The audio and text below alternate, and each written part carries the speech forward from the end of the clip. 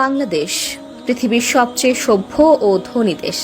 এখানে ভাইরাল হওয়া মানে অশিক্ষিত আর বেহায়ার জনপ্রিয়তা, জ্ঞান, মেধা বা আশ্রম নয়। এটাকেই সফলতা মনে করে মাথা মোটারা।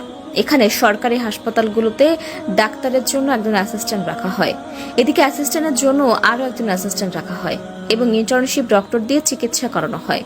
এখানে বাচ্চারা স্কুলে যাওয়ার বয়সে মিছিল মিটিংয়ে যায়, ক্লাস ক্যাপ্টেনের দৌড়ে নয়, এরা এলাকার পাতি নেতা হতে চায়। এখানে স্কুল এবং কলেজগুলোতে ক্লাস টিচারের কাছে প্রাইভেট না পড়লে আপনার জীবন তেজপাতা বানিয়ে দেওয়া হবে।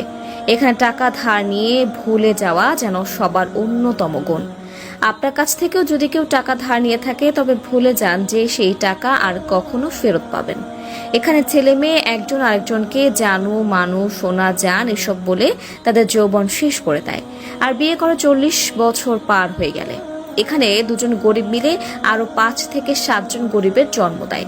এখানে কারো বিপদে কেউ এগিয়ে আসে না, ভাবে কি লাভ, কিন্তু নিজের বেলায় বিপদ এলে তখনই বলে ভালো মানুষের অভাব। তবে ঠিকই দূর থেকে চেয়ে চেয়ে দেখে এবং সেগুলো ভিডিও করে সোশ্যাল মিডিয়া ছেড়ে দেয়।